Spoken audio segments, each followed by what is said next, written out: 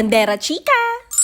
Hello mga kabandera! Ako si Irvin. Ako si Polly. Ako naman si Patricia. At nandito po tayo sa Dangwa, dito sa Sampaloc, Maynila, sa May Dimasalang. Yes, at excited na ako. Yes, ikutin namin ang Dangwa para dito sa mga napakaraming flower shop kung saan napakarami nang bumibili dito mga customer.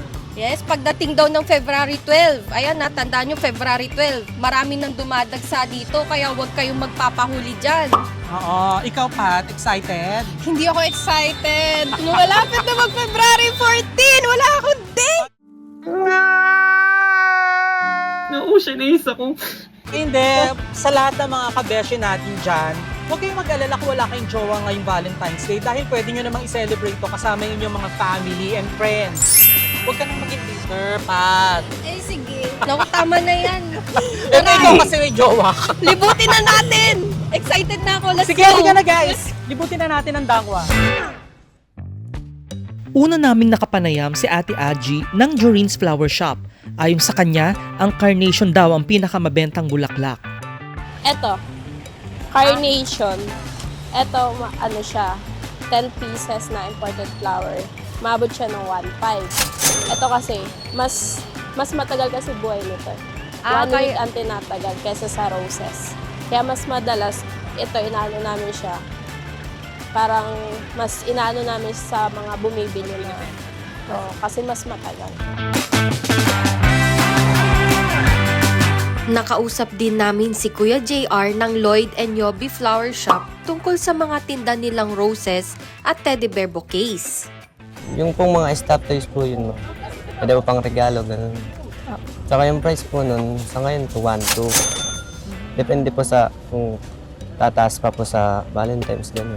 Mga magkano po yung roses po pag Valentine's Day? Tumataas na mga mahigit po 1,000, 1,500 yung pataas po. Sa roses po, sa ngayon, 600 po per dozen. Walang arrangement po. Pagka may arrangement na po, magkano po yung idadagdag? Magka-customize po yun, mga 1.5, ganun. Magiging ganun na po, mataas. Nakaset up na po yun. Binisita rin namin si Kuya Fred ng Blooms by Matt. Murang-mura lang ang mga tinda nilang bulaklak. Ito po, 200. Magiging 250 lang yan, 250. Yung Yung ano po carnation. ba yun, yung carnation? Oh, carnation. 250 lang to, 250. 250. Sa Valentine's Day, 250. Ito, parehas lang, 250. Ano po ito? Pepe roses, Lisianthus. Paper roses. Magkano po pagka ano po? Ngayon po ito, 350, mga 500 yan sa Ilang sa piraso po yun? Limahan na po. Limahan na po. Status. Ngayon po, 100 lang to. Naging 150 po ito, 150 sa 12, gano'n. Ito, Gerbera Daisy. Gerbera Daisy. Yan, Yan, maganda po Ito yan. kuya. 200 po sa ngayon. Tapos, Mga 250 po sa Valentine. Ito pa, oh. Ayun pa, si Kuya. Ito, ito yung China Rose. Ngayon to, 350. China Rose. Oo, sa Valentine's, mga 500 po. Ito po, oh, ito yung Baguio, ito yung local. Ito po yung mga local, ganyan po yung itsura. Mabili rin naman yan. ito, how much to kuya? Dosena po ngayon, 400. Tapos? Mga 600 sa Valentine. Punta naman tayo sa gift ideas for Valentine's Day.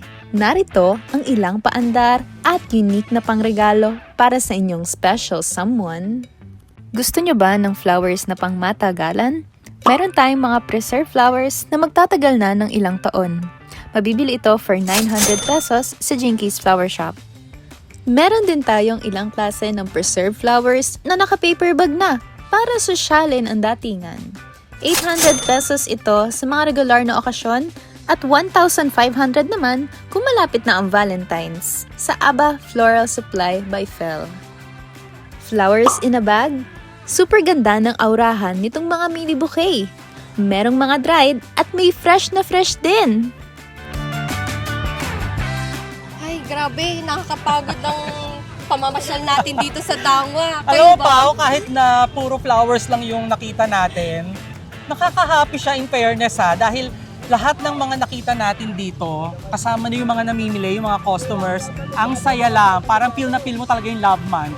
Tama. Pero si Pat parang hindi pa rin.